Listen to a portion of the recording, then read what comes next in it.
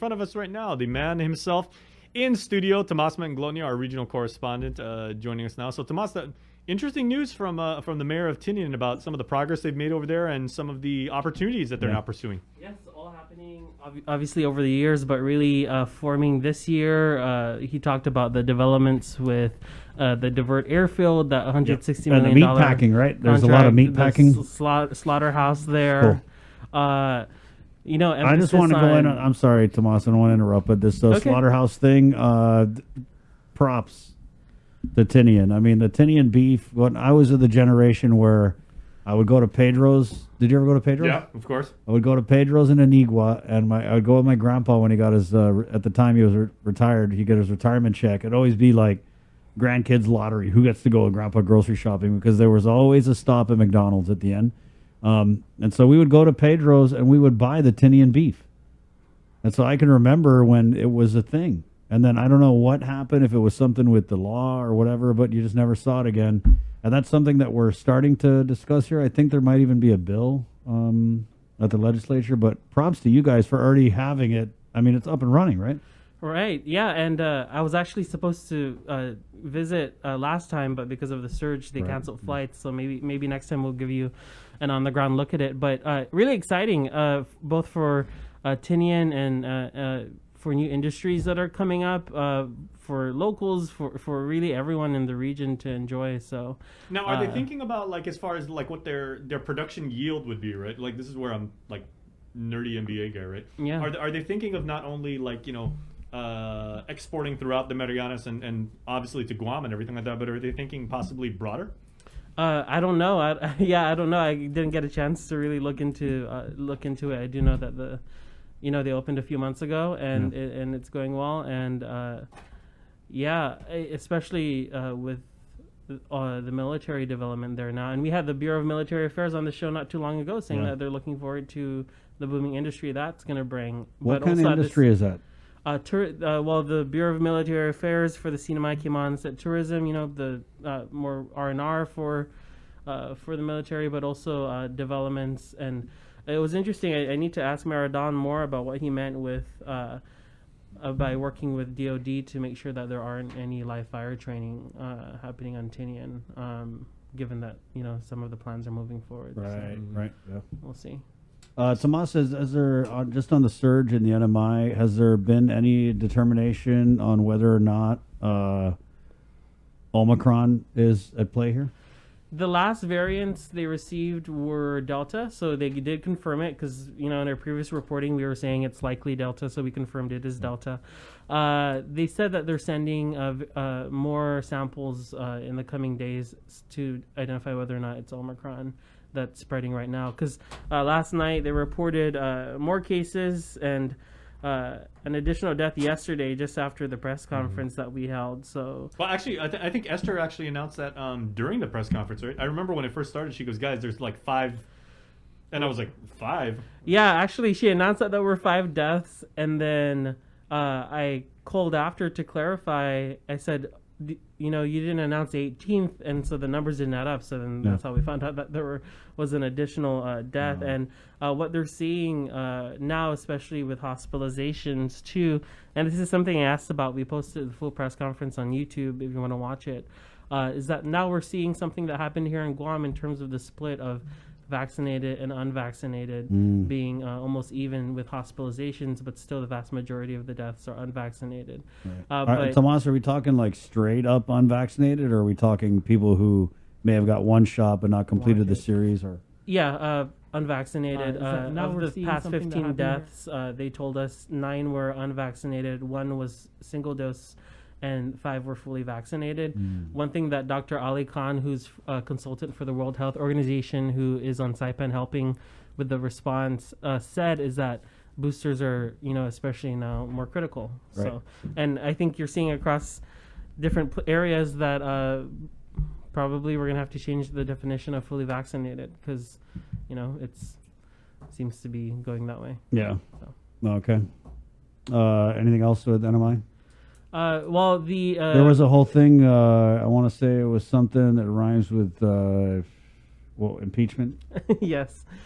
Today will be the first meeting of the House impeachment panel. that will be deciding the future of the resolution that was introduced for impeachment. It is likely that this will move to a vote in a matter of weeks. So we really could end the month with the impeachment vote happening. And it was interesting. I got my hands on the impeachment rules that they adopted in 2013 in the Senate, because obviously after the House will impeach and then the Senate will hold a trial. That's the process. And So just because they have the votes to impeach him, that doesn't mean anything really other than the votes would affirm that a trial will take place? well, he will be, if that happens, he'll be impeached. You can think of it as, Trump and how he was impeached, but, not, or even with Fitiel, who was impeached but then resigned, so the trial never happened. Right. But everyone looking ahead, and all of this happening amid this election year, and the Democrats are set to announce their full slate in the next week or so, given that they've, that Tina Sablon was announced a few months ago, but we're waiting to hear who her running mate will be. And so today the impeachment panel will be meeting for the first time to discuss how they're going to move forward, whether or not they're going to have to call in witnesses again, review documents, or send it back to the House floor for a full vote. So that could happen any moment now. Well, that's very interesting. Tomas, when we were in our surge, obviously being in it, you couldn't see the end, right? So where do you think the NMI is right now? Well, we're week 11, I believe, and most surges that we've seen here lasted about 16 weeks, right, or less. The very first lockdown we had was 3 weeks, and that was the most restrictive. And then we had the other one in 2020, and that was 15, and that was when we went from P-Core. Was that before Thanksgiving? Yeah, that was pre-Thanksgiving 2020, and then this one that we had 2021 was what? I think that was from June to September. It was crazy. 17 weeks, 19 weeks, something like that. Yeah, and so we'll see. I mean, it's difficult, right? I mean, I would hate to see a prolonged surge more than a dozen weeks, but it's all compounded with Omicron and all of these other issues that we're seeing. And so I don't know. We'll see if the CNMI gets to have a break. Obviously, the numbers have dipped in testing because of the holidays. So we'll see. I mean, on our end, I kind of feel like we're also a little bit in the dark because of these back-to-back 3-day weekends and what it's done with the testing. But I feel like people are getting sick and they want to get tested. And now that we've kind of reinstated the 6-day-a-week testing, go out there and get tested, guys. And Daniel Perez did report just last week when they said why public health was saying this sudden increase and kind of dramatic uptake in the number of positive cases and everything, and they said they directly attribute that to holiday gatherings, people going around. But then they also said that it was because they didn't do testing for a couple of days, and so there was a backup. Yeah, I mean, you find what you're looking for, right? So I'm thinking of something, because when we had Kevin Bautista on all those times and everything, he said the CNMI always extends when we were going through our surge and our lockdown, he goes, we extend our support, our prayers, whatever we can do for you guys. We're always keeping you guys 100 miles below us in our thoughts and everything like that. So what do you think, guys? What wisdom, or maybe based on our experience with surges, could we offer to our family up in the NMI? Well, I don't know. For the last surge we had, we didn't really do anything other than tell the unvaccinated they can't eat out, and it didn't really work out for us. So my advice would be, don't do what we did, which we didn't really do much of anything, but don't do much of anything. Do something. Yeah, I mean, it's difficult because people are also now, I don't know how early it is, but we can get a professional opinion on this about it becoming an endemic. They released a whole guidebook on how to live COVID safe, which is basically full of the messages we've been inundated with for the past 2 years. I mean, now they allow home quarantine, which is a major change, because before it was almost as if you tested positive and then you were sent away to the Kanoa Resort or PAC or Marianas Resort facility to stay for 10 days. What's something crazy too is I remember we were interviewing Dr. Margaret Tori Uchima, the dean of the UOG College of Nursing once, And she just mentioned like kind of like off the cuff, and she's like, "Man, Jace, you know, all the different pandemics we've been through like in our lifetime." And I was, at the time, I was thinking, I was like, you know, when have you ever used the word pandemic in your lifetime? But we've actually been through now coronavirus. We've also been through leptospirosis, bird flu, you know, avian flu. Yeah, but none of those compared. AIDS. No, but I mean, these are this still technically. This is what a real pandemic No, these is, are still technically Oh, yeah, pandemics. yeah, It's a yeah, global right. AIDS. Right, you know, right, was. yeah. Yeah, but where we're at, Tomas, I just want to let you know is this morning I kind of opened the show and we were talking about how the governor had made some comments at the University of Guam Fieldhouse. I think it was Daniel who got her. And she had basically said that everything that I am doing under the assumption that Omicron is already here.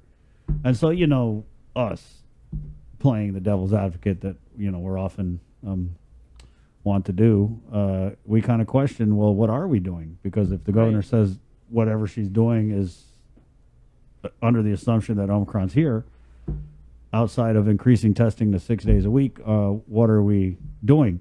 And so we actually got a call from Logan Regis, who is the digital marketing Manager for Adeloop, and he has been cleared to come on this show. And I guess share the administration's, share the administration's plan for Omicron. So I thought that was an interesting turn of events.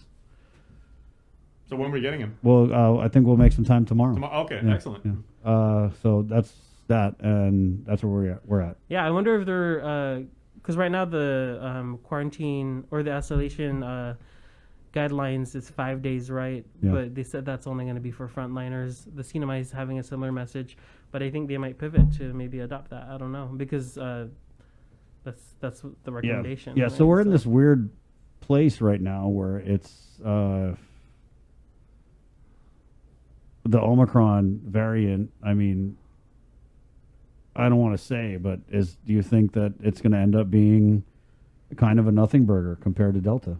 I don't know. I've heard Dr. Fauci, the CDC, talk about how it might be early, signposting for how this is becoming an endemic, because it Can you elaborate what you mean when you say this is becoming an endemic? Epidemic versus pandemic right. versus endemic. So this is, he's saying that because this is spreading faster and it's more mild, right? And right now the early indicators are that it doesn't cause, if you're vaccinated, boosted, etc., it doesn't cause as much as severe illness or death. Right. And so it's what Public Health and Sapanco's calls living safe with COVID, right? You can live, there are ways around it. There are therapeutics that can treat it. And so while it's not like the common flu, it might be treated as such, right. In society. Which when I hear that, I hear, what's the point, really? And further to our earlier discussion, like Salumpas does not work against coronavirus, right. I mean, that's a huge public health question, right? That's exactly their role. Yeah. That's exactly their role. And I mean, how long does this stay a public health emergency, so to speak? Because are we doing anything under this emergency that we can only do under this emergency? I don't know. I don't think so. I mean, it seems like the only thing we're doing that this state of emergency allows is funny business with procurement. I mean, that's what I see. And Tomas, right? I mean, I think that might be also endemic. Tomas, it is interesting to think about. That's what I see, sir. I just see that. It's interesting to consider, because as we talk about, like it becoming like endemic, and you said, at least with this particular mutation, this strain, right? Yeah. It's a little less on face But value. how does the government come out, and how does Logan or Crystal or the governor, how do they come out and say it's not that bad, guys? It's very mild. I guess we'll find out tomorrow. Yeah, they don't. They can't say that. They cannot say that. But what is interesting is when we had epidemiologist Dr. Annette David, remember Chris, a couple weeks ago, and she said as the core virus continues to mutate and to evolve and everything like that, she goes, there's a possibility. She didn't nail this down, but she goes, there is a possibility that future mutations could actually be maybe less severe. Yeah. Because she's like, if you think about this less as a virus and more as like a parasite, the worst thing for a parasite to do is to kill the host. Yeah. In the interest of its own self-preservation, it might just say it's. I mean, when I heard that, Jay, I was like, that sounds too simple to be accurate. But I mean, she's the epidemiologist, so. Well, Because otherwise it just burns out, and then that's the end of that. Yeah. Well, not really. But. we can do as much as we can in the communities we're in, but if you look at the world too, only about 48% of the world is vaccinated. So all of these mutations are only gonna, which is why it's not over till it's over, right? And half of the world still remains to be unvaccinated, Yeah. which means And then, that I there mean- are more ways for this virus to pivot. Exactly, but then it's like, okay, half the world's unvaccinated, and we get them vaccinated, then we got to get them their booster, then we got to get them their other booster, then you know what I'm saying? So it's Which never is why really... it's a race. Yeah. It is a race. And yesterday, one thing that was new in the CNMI Public Health's response is get vaccinated now, and especially with the therapeutics, get treated as early as you can, right? What type of therapeutics are you talking about? Because when I hear antibody, okay. treatments. Whenever I hear therapeutics, I think of crystals and incense. No, Right. I'm not a doctor. Yeah, well, this is going to need an extra boost in addition to prayer. So Right. we'll see. So therapeutics like the monoclonal antibody treatment, right, which is still available at Manglona, Yep. the Manglona across the mayor's office. It's the Manglona Senior Citizen Center. The night market, basically. Right. Yeah. So when we get Logan on, which I think it's kind of a no-brainer during this public health emergency. I was very disappointed in the absence of public health, in the absence of the governor's office, in the absence of any real government agency on this show. It is really just petty, and I hope that in this new year they can put aside whatever differences they have with us and do their job, which is to inform the public on this platform, which I feel reaches the broadest audience, given that we're on TV, we're on radio, and we're on Facebook Live. So if you want to get the message out about anything, and the door's always been open. I mean, we went blue in the face asking public health to come on here and to put messaging out about boosters, about vaccination, about all that stuff. And for whatever reason, they chose not to. So hopefully this will signify kind of a thaw on Adaloop's part. We'll see how it turns out. Back to the news now. Tomas, you good? Yes. Is there a daily question? Not today, but we'll do a roundup maybe later in the week. Thank you. But the big Appreciate it. thing too, of course, and why we've kind of gathered here this morning is congratulations on last night's episode of Pacific Matters. Yeah. That was phenomenal. Yes. Can you stick around when we finish the newscast, and then Sure. we'll tease to that new episode? No, actually, we're good to go. Oh, you're good to go? That was it. Okay, fine. I guess we're good to go. All right. No time like the present. So a little bit about your new episode, Tomas. Yes, and so this really traces some of the major events in the past 2 years of COVID in the CNMI, leading up to the essential worker from Guam who broke the rules and potentially caused the Someone spike, from Guam caused the spike. and all the way to the federal help arriving. So it's interesting, right? We forget how it was like in the beginning when no one knew anything about this, and decisions were being made every single day. And so this Crazy episode- decisions. Crazy decisions. Crazy decisions. Yeah. Now we look back on it like you got to burn the body in 24 hours of a COVID death. It was crazy. It was craziness. Right. And so this brings us back if you want to go back there. Yeah. It brings us all the way back there in the span of our reporting on